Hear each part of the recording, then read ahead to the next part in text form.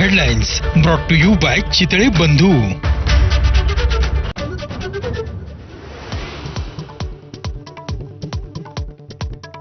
शेतकरी कर्जमाफीसह विविध मागण्यांसाठी बच्चू कडू आक्रमक। नागपूरमध्ये आज भव्य ट्रॅक्टर मोर्चा काढणार, हजारो शेतकरी सहभागी होणार।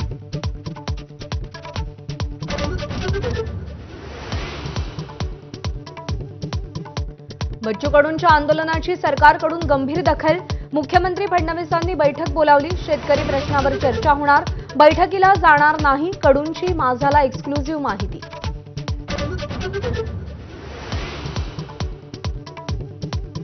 मुंबईतील 1 नोव्हेंबरच्या मोर्चाच्या पार्श्वभूमीवर मनसेची आज बैठक। राज ठाकरेंच्या शिवतीर्थ निवासस्थानी मोर्चाची रणनीती ठरणार।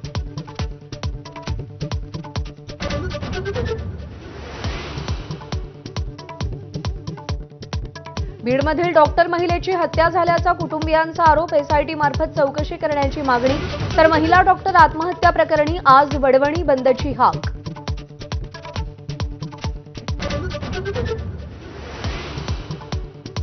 पुण्यातल्या जैन बोर्डिंगचा व्यवहार अखेर गोखले बिल्डरकडून रद्द। गोखले बिल्डरचे 230 कोटी रुपये बुडणार का?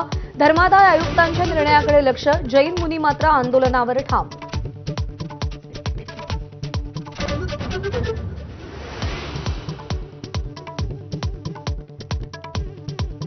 बोगस मतदानावरून आदित्य ठाकरेंचा राहुल गांधी पॅटर्न। वरळीतील मतदार यादी घोटाळ्याचं निर्धार मेळाव्यात प्रेझेंटेशन।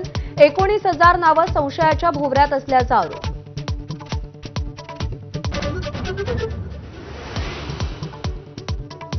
मोंथा चक्रीवादळ आज आंध्र प्रदेशात धडकणार। दक्षिण ओडिशाच्या किनारपट्टीलाही वादळाचा इशारा। महाराष्ट्रातील काही जिल्ह्यात पावसाची शक्यता।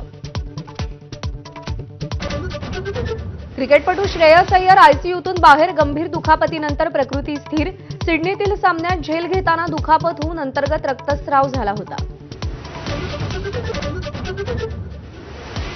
अयोध्येतील राम मंदिरासह 7ही मंदिरांचं बांधकाम पूर्ण। कळस आणि ध्वजदंडही लागले, तर पंतप्रधान मोदी 25 नोव्हेंबरला राम मंदिराच्या शिखरावर भगवा ध्वज फडकवणार।